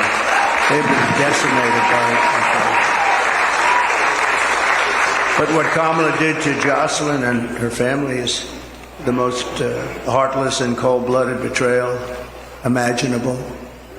Thousands of cases just like that, thousands. In throwing open the border, think of it, open borders, they come in from parts unknown. People have no idea who they are, where they're from, anything about them. They know nothing. They just walk into our country. And as soon as I heard they were doing that, I said, well, I know these countries. I know every one of the leaders of all these different countries. They're very smart. They're very sharp. They're very streetwise. I said, I know what they're going to do. They're going to open up their jails and just dump them into the United States. And that's what happened. They opened up their jails. And some of the most ruthless killers in the world are now roaming our fields and our streets. all over the United States. I knew that was going to happen, and I would do the same thing if I were running one of those many countries that we're talking about, and not just the 3 or 4 that we constantly mention that are near us, all over South America, all over the Middle East, all over Asia, all over Europe, all over Africa. Tremendous numbers of people are coming out of Africa, and they're coming from all over the world. They're dumping them at our border, pushing them across the line, and say, don't ever come back. If you come back, we're going to kill you. And we're stuck with them. But we're not going to be stuck with them for long. So Kamala violated her oath. She desecrated our laws, and she got innocent girls like Jocelyn tortured and killed. Anyone who knowingly sets loose these monsters into our country has absolutely no right to be running for office, let alone the office of president. The American mom, Tammy Noble, is another great person, an American mom, Tammy Noble's. 2 years ago, Tammy's 20-year-old daughter, Kayla Hamilton, who had an autism diagnosis, was found raped, tied up and strangled to death with a telephone cord in her home. Kayla's murderer was an illegal alien, MS-13 gang member, among the most vicious gangs anywhere in the world. I took him out by the thousands thanks to ICE. We're going to protect ICE. Kamala wanted to defund ICE. We didn't have ICE, we'd never get anybody out. They're tough and they're smart and they love our country. But an MS-13 gang member who was apprehended by Border Patrol, but under the policy of our border czar, Kamala, he was released into the United States to kill. Tammy, please come up and say a few words, please. Thank you. Please. I just wanted to say that Homeland Security did not do their job. Health and Human Services did not do their job. The Biden-Harris administration did not do their job. If they would have done their job, made that one phone call to El Salvador, my daughter would still be alive today. Kayla was a very beautiful young lady inside and out.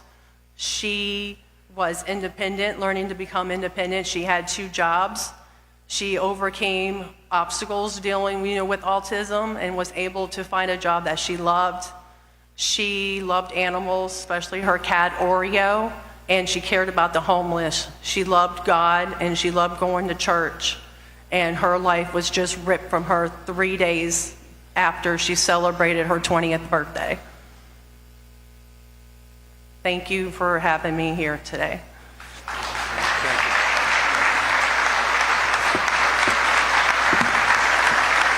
Thank you, Tammy. And we will not forget Kayla. And she's looking down. She's very proud of Mom. Kamala's cruel and immoral actions on our border are actually disqualifying, in my opinion. She's unfit. She's an unfit person. And she knows this is going on. She never called anybody, including the 13 soldiers that were so needlessly killed in Afghanistan with that horrible moment in time where our country was just lost all respect from the whole world when they saw that. That's one of the reasons that Putin went in. He would have never gone in, ever. He wouldn't have gone in. If I were president, he would have never gone in. I ended his pipeline in Europe, no problem. And what happened? Biden comes in, he proves it right away, but he kills the Keystone Pipeline. Putin never would have come in. And he didn't, by the way, for 4 years. There was never a threat that he was going to do that. But he saw weakness, and I think a lot of it was seen in that horrible period of time. She is also aiding and abetting the cartels, allowing vast quantities of deadly drugs to pour unchecked into our country. And remember this, they now have an app. You call the app and you bring whatever you want, you bring them over, they'll tell you exactly. Can you believe it? They have an app. And they have airplanes, big, beautiful Boeing airplanes flying back and forth over our border. They were saying, where are those planes coming from? Where are they going? They were loaded up with migrants. They're dropping them out in the Midwest. They're dropping them all over the place. And I will tell you, if you look at Aurora in Colorado or in Springfield in Ohio they dropped 32,000 illegal aliens. They tried to give them legal terminology, but it's not. Illegal aliens, 32,000 into a 50,000 person town, beautiful town, no problems. And now they don't know what to do. And they want to be nice, and the mayor wants to be nice. His big thing is to get interpreters because they don't speak English. It's very hard to get interpreters. And he's trying to get interpreters, but in the meantime, they're taking up the hospital. So when people from Springfield would routinely be able to check with a doctor, go to a hospital, they're unable to get in, they're packed. The whole town has changed, and this is happening all over our country. Aurora probably is an even worse situation because you have the meanest, worst gang from Venezuela in the world, probably, maybe as bad or worse than MS-13. And they've literally taken over the town. They've taken over large sections of the town. They've gone into the real estate business. They've taken over apartment complex. They took over a number of complexes where the people are paying them rent. They've become the landlord. Isn't that nice? And they're rough, tough people, and they have the latest weapons. They have military quality weapons, and everyone's saying, where did they get them? We got to get them out of here. We're going to get them out fast. We're going to get them out fast. So today, I'm announcing that for the first time under my administration, we will be seizing the assets of the criminal gangs and drug cartels. And we will use those assets to create a compensation fund to provide restitution for the victims of migrant crime, and the government will help in the restoration. The government will help in the restitution. But something has to be done, and we're going to get it done. Kamala has also caused untold misery through her destruction of our economy. Our economy is not, this is just, it's like a fake economy. Some of the best people on Wall Street are saying the economy is only good because they think, I don't want to say this because other people have said it. It's not me saying it, but they think Trump is going to get elected. That's the only reason our economy is good. That's the only reason the stock market is up. Scott is here, I think, someplace, and he's one of the most respected people on Wall Street. He's actually made a very big point of it, that the stock market is only doing well because of the fact that they think Trump is going to win the election. So we'll see. But Kamala cast the deciding votes that caused the worst inflation in our lifetime, maybe the worst inflation we've ever had, because I don't think I know for a fact they're not adding all of the numbers. If they did, I think it's the worst inflation probably in the lifetime of the country. And it's costing typical American families over $30,000. Nearly half of Americans now say they're broke. Think of that. Half of Americans are saying they're broke. They have no money. 2/3 say they're living from paycheck to paycheck, and that's a record. We've never had that. To that extent, we've never, ever had that. Millions of Americans are lying awake at night worried about how they'll pay their bills because Kamala wrecked their family finances, and she's done that. She's done nothing good. They have done nothing good. And I speak of Kamala, but it's partially Joe, but Joe's out of it. Joe's sort of out of it. He's been out of it for a long time. Now she wants to raise taxes for the typical family by $3,000 a year. She's got no empathy for the hardworking Americans whose dreams she's killed, and said recently that there is not one thing that she would do differently from Biden. That's only because she choked. I'm sure she could have come up with a couple of things if she really thought about it, because there's been so much destruction caused by the Biden administration. One of the things that people don't talk about, and the news never talks about, they don't talk about, as an example, Afghanistan, but this is something that's incredible, because when you think of the numbers, 325,000 children are missing, dead, sex slaves, or slaves. 325,000 children who came in through the open border are now missing. Many of them are dead, and nobody talks about it. I said, this must be a mistake. This can't be possible. When I read it, I said, this can't be. You're talking about take your largest stadium and fill it up many times. That's what the kind of numbers are. Here today is Michael Copy, a small business owner who runs a dry cleaner and is struggling to get by because of what Kamala has done to his business. They've destroyed small businesses in this country. Michael, please.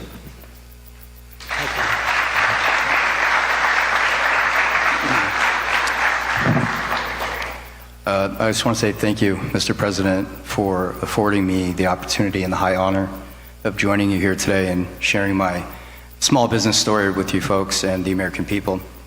So it's a chain of eco-friendly dry cleaners throughout the Tri-County here in West Palm. And it seems not too long ago, just a few years, the customer and us, the small business owner, we were able to keep up with inflation. There were resources available to us for expansion, or if you had a bad month, if there was something you needed to make up for, it seemed like the support was there. And now, just a few short years later, it seems like all of those resources have dried up. The support's no longer there. We had an expansion plan about 6 years ago that we had to pause because we have to wait for our customers now to catch up with the inflation, the supply chain issues still, because we as a small business, we can't double our price points, although the cost of doing business now is 2, 3, or 4 times what it was just a few years ago.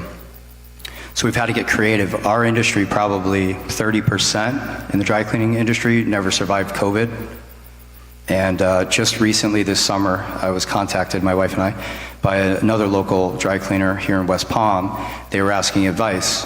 So husband and wife been there for about 35 years. Their lease was up, and the landlord was doubling their rent, which would have meant that that's what they've been paying themselves for probably the better part of 20 years.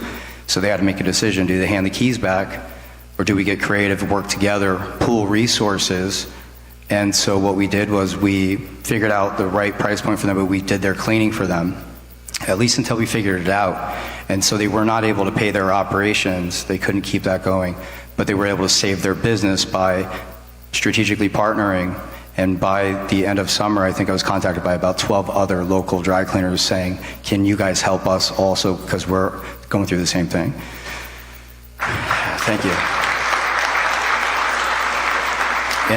And it seems now, so the delta between the reality of what inflation is right now and we have in front of us, the reality of that and the small business owners' capabilities, that delta is too great.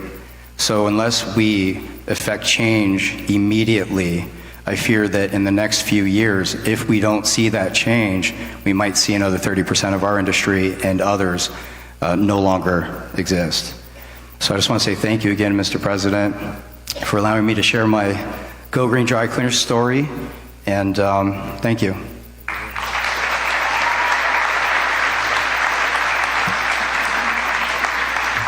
Thank you very much. We really helped a lot of people during the prime time of the China virus, and we helped a lot of people, and we did it intelligently. Then when they took over, they just threw money around like it was dirt. And as you know, the recent monster hurricane, Helene, just wiped out so much. If you look at the different states, North Carolina, Georgia, Alabama, South Carolina, Florida, Tennessee, it was just devastating. And the response was the worst since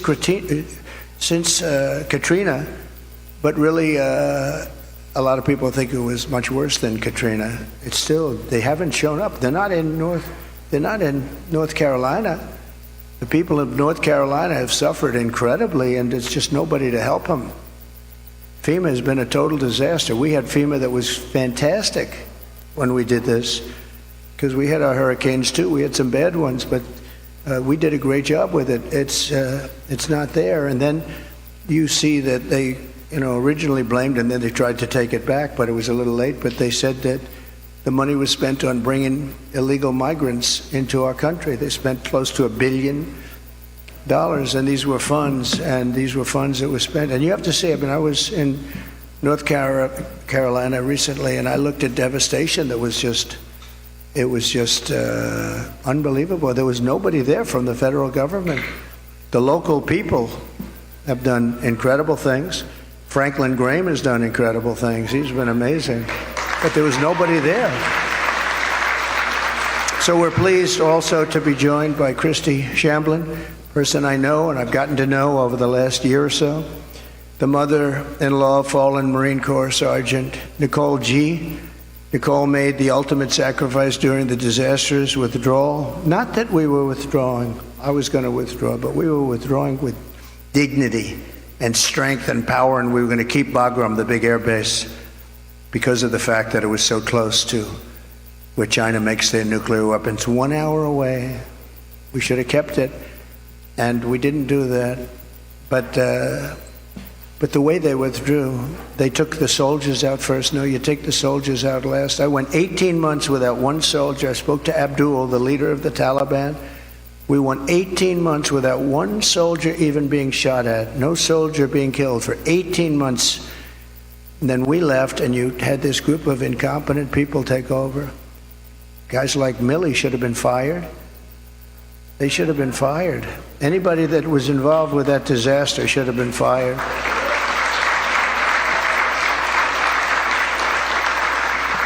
She was one of 13 U.S. service members who lost their lives. Kamala said she was the last person in the room, that Kamala was the last person in the room. She was involved in everything. She takes credit for that. She was involved in everything. That means she was involved in disaster after disaster, because nothing good has happened with this administration, except that our country has gone to almost a third world status.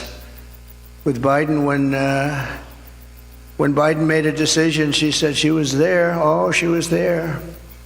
But the Afghanistan decision was a disaster in so many different ways. And now you take a look at it, they're right back to what they were doing before, except much worse to women. They're worse to women right now than they were even before it started. But Kamala never reached out to the family members of the warriors. And she said she was going to, but she never did. She never called anybody. And Christy, I'd like you to come up and say a few words, please.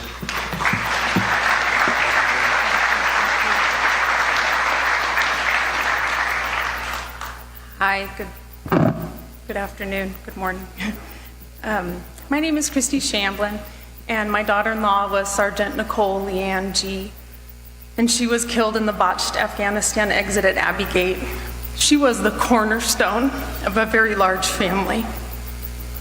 And instead of planning family gatherings and holiday meals and Christmases and baby showers, our family and thousands of other families plan outings at funeral grave sites, and that is where we as a family celebrate my daughter-in-law at Arlington National Cemetery, because she is in the ground.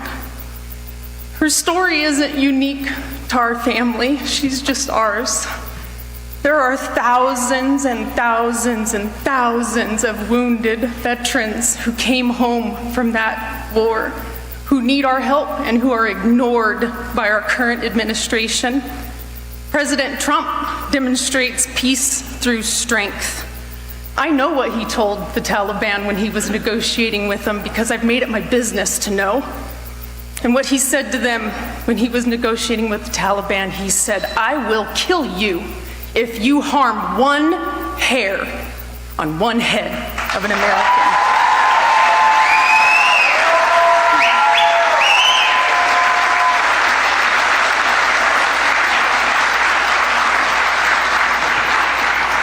President Trump shows up, he reaches out, and he can fix our country, and we can all heal together. Good speech. Thank you very much. It's so sad. So many cases like this. Nobody should have died.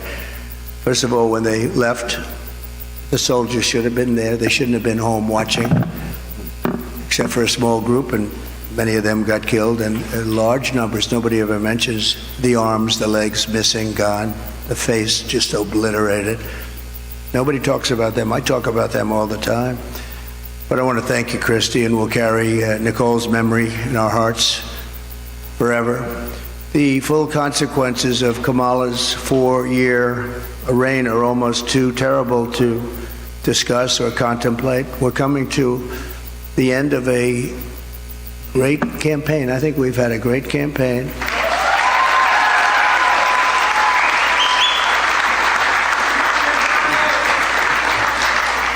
We've really not been provided the kind of protection that I needed as president, but I said we have to do it anyway. When Secret Service would ask for additional people, oftentimes we would be turned down. They were constantly asking for additional people. And I found Secret Service to be very brave. When I was hit and went down, they were right on top of me within seconds. I tell you what, those bullets were flying right over my head. I heard them. And these guys were right, I don't know how they didn't get hit actually, but they were right there. You take a look at the video. One thing you would say, the video is there for people to see, but they were never given the kind of help that they requested, because our rallies were massively large and they needed more people, and they were always fighting for more people, and it was never given to them. Now they're being given, I hope, what they need, but that was a constant fight. They'd come to me and they'd say, you guys don't want to give us the people. And yet Biden was covered, and they'd have like 2 people show up. But Kamala is grossly incompetent, a total train wreck who has destroyed everything in her path. She's destroyed everything. She left 21 million aliens pour across our country, and then she, maybe in a short while, has to go home, and she'll get herself a job someplace, who knows. But think about it, and she can look at the carnage, and she can look at all the people that have been killed, and you haven't seen anything yet, because they've just started. They're just getting comfortable in our country. These are very tough people. These criminals make our criminals look like nice people. And she let the more than 13,000 convicted illegal aliens, nobody would have let these people into our country. And remember, they came out of the worst prisons in the world, the meanest, nastiest prisons in the world.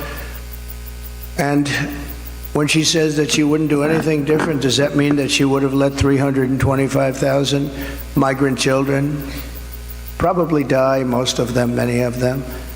But at a minimum, they're slaves or they're sex slaves, and they're all over the country. Does that mean that she wouldn't have changed that?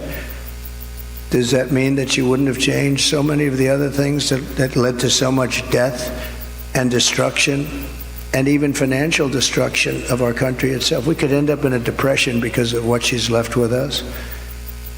They are the worst combination, president, vice president, in the history of our country. And I often say Jimmy Carter's a happy man, because his administration, by comparison, was totally brilliant. It was brilliant. After Kamala endorsed defunding the police, she bailed out rioters, looters, and murderers, took them right out of jail during the violent crimes in the United States. Remember, that was in Minnesota. Minneapolis was burning down. It was burning to the ground. I watched the CNN announcer say, this is a friendly group of people, and over his shoulder, the entire skyline was burning. I've never seen it, but that's the fake news. But violent crime in the United States is up 37%. All of these different crimes are up anywhere from 37 to 105% over a very short period of time. And it's almost like nobody even cares about it. Very simply, Kamala Harris is not fit to be your president. We can't have it happen. We can't have it happen. We're going to make this country strong again. We're going to make it great again. We're going to be respected again.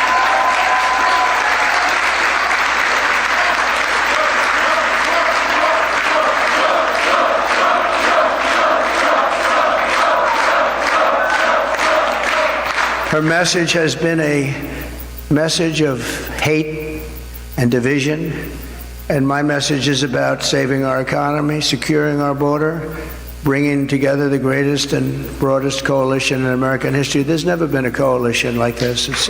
Everybody's included. And on issue after issue, she broke it. They broke it together. But for purposes of this election, she broke it. Can't let her go. And I'm going to fix it, and I'm going to fix it very fast.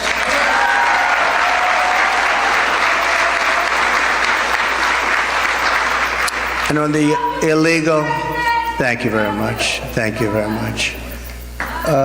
On the illegal immigrants that will be taken out of the country, as you know, we're going to be taking them out, and if they come back, we have laws that will be immediately enacted where they serve 10 years in prison, they won't come back, and if that's not long enough, we'll have to do something else. But we don't want them back. They're not going to come back.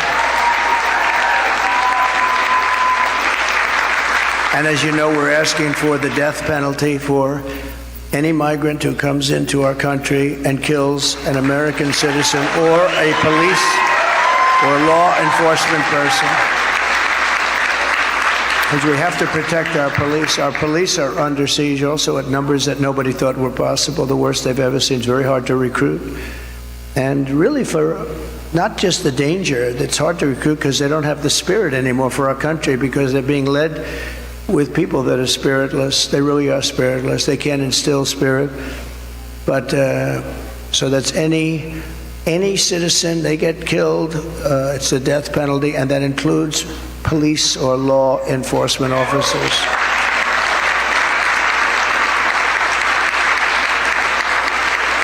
But we're going to revive our economy. We're going to use a system of very fair, very reasonable tariffs. As I said, so powerful. We've never used them. I used them.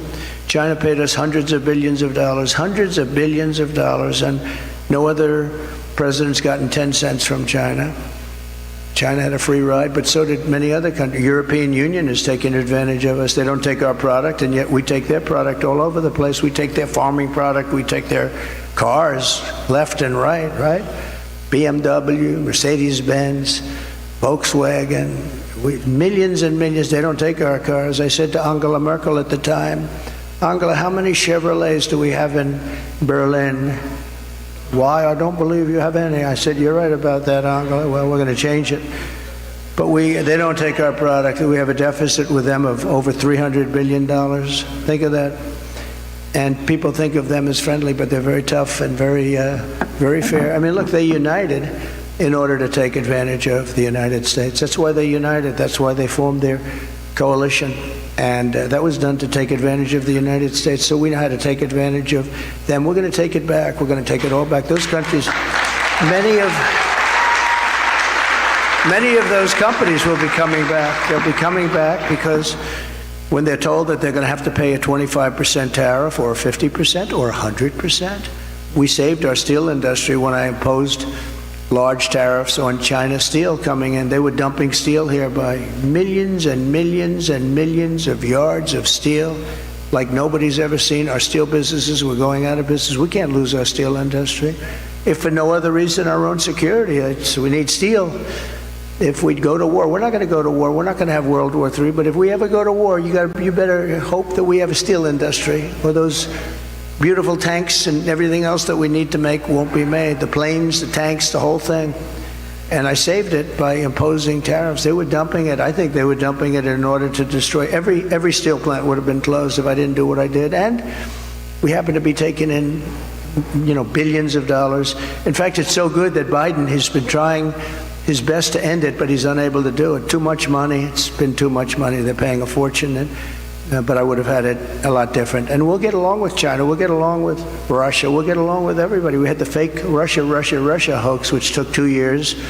And then they came out with a report that we did absolutely nothing wrong. And that was a stacked deck, too. The people doing it, they couldn't say there was nothing. We had nothing. They checked millions of phone calls, not one call made to Russia, not one call. It was a terrible thing they did to the country, and actually put us in a lot of danger, to be honest with you. I didn't have somewhat of a relationship with Russia and Putin and all. We had to have it. And by the way, getting along with President Xi and Putin and Kim Jong-un of North Korea. If you remember when I met with Obama, his wife was very nasty to me the other day. Oh, that was not nice. She was very nasty. She said nasty things. I was always very respectful of her, but she got up there, which shows you how nervous they are about what's happening. But she was nasty 2 days ago. She got up and said some bad things she shouldn't have said. They were wrong, too. But we're going to turn our country around,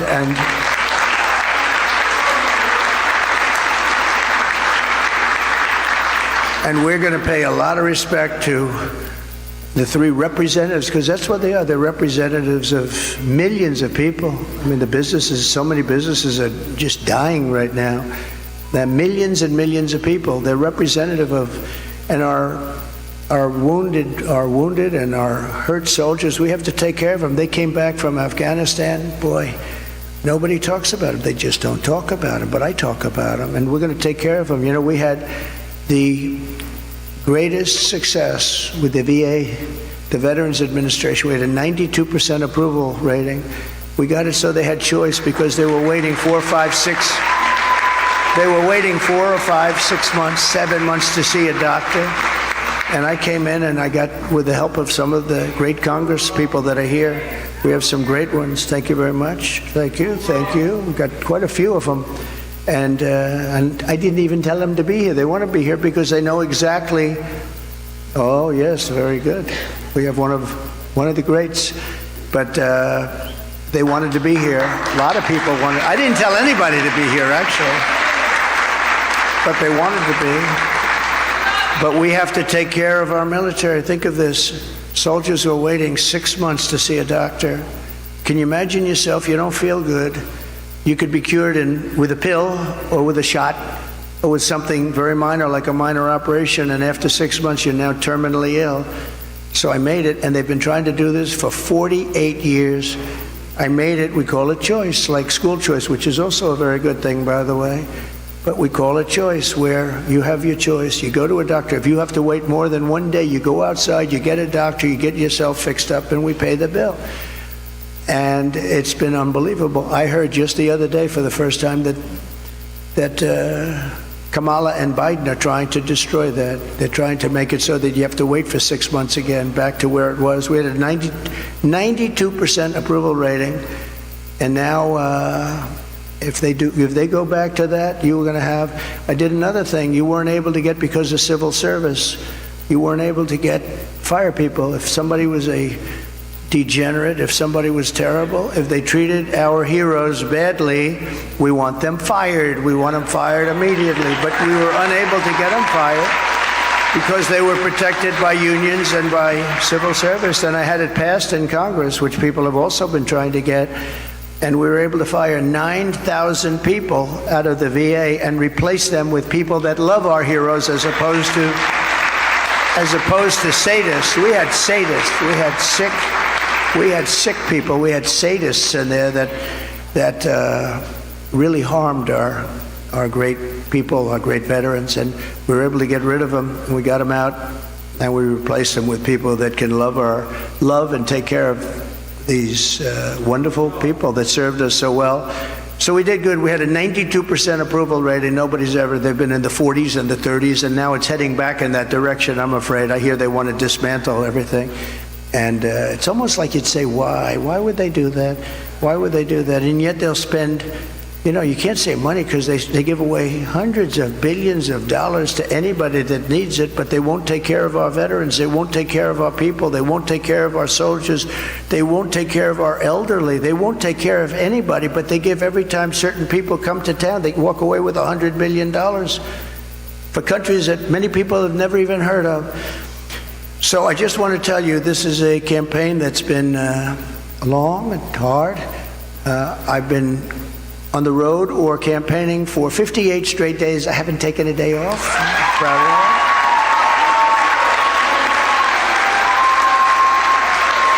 that. And I won't be taking one off. We have 7 days to go. You can be sure I won't be. and do many, many things every year. And I just want to end by, I've watched their commercials, and they're really fraudulent. They'll say, he doesn't want to frack. I've wanted to frack always. They'll say, everything exactly the opposite. Oh, I want to destroy Social Security. No, they're going to destroy. I'm the one that saved it. And for 4 years, we made it even better. I'm the one, and I didn't raise ages. I didn't do the things that they're going to do because they're allowing millions of these people to go onto Social Security, Medicare. They're going to destroy it. She's going to destroy the whole country because it's not sustainable by any country. But the ads and the statements that they make are exactly the opposite. They will say, oh, I'm going to raise taxes. He's going to raise taxes. Just the opposite. I'm going to lower taxes, and I have done that, but I'm going to lower taxes, and she's raising taxes by 30, 40, and 50%. But they'll have a commercial. And I just say this to you because I hope people understand.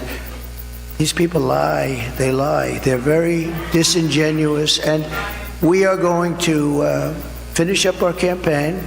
And it's interesting because I haven't taken any time off for a long time. I tell you who can tell you about that, all the people that follow us, including the people in the campaign, but including Secret Service, who has been working very, very hard. I will tell you, they've really been working very hard. They better work hard. That's all I gotta say. A couple of days ago, she took off, and then she took off again and again and again. I say, how many times?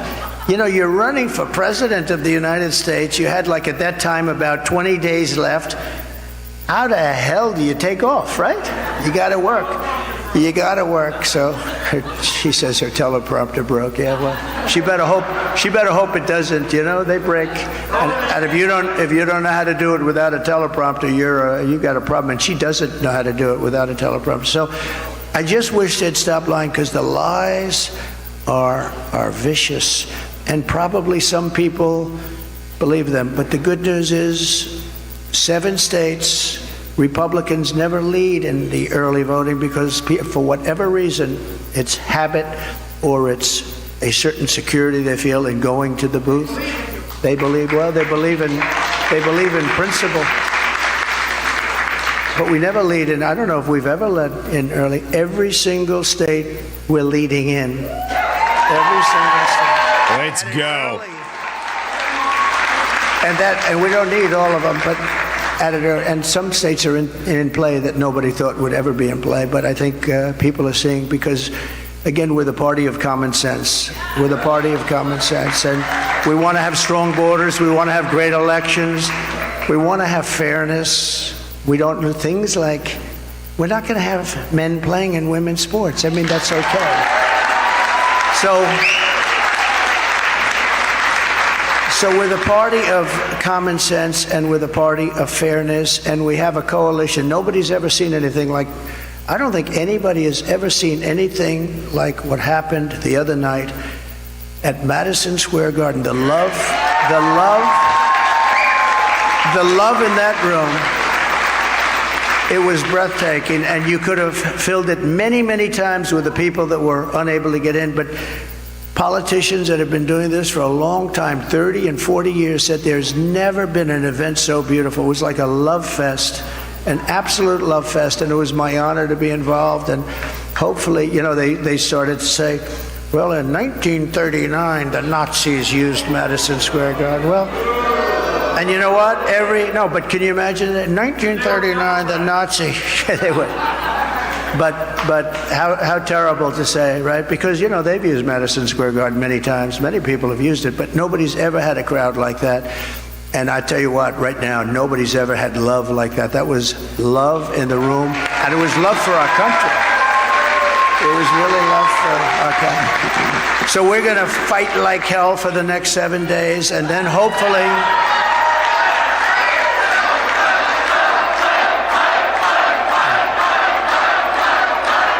And then hopefully, and most importantly, we're going to be fighting even harder for the next 4 years, because we're going to turn this around and we're going to make this country greater than it has ever been.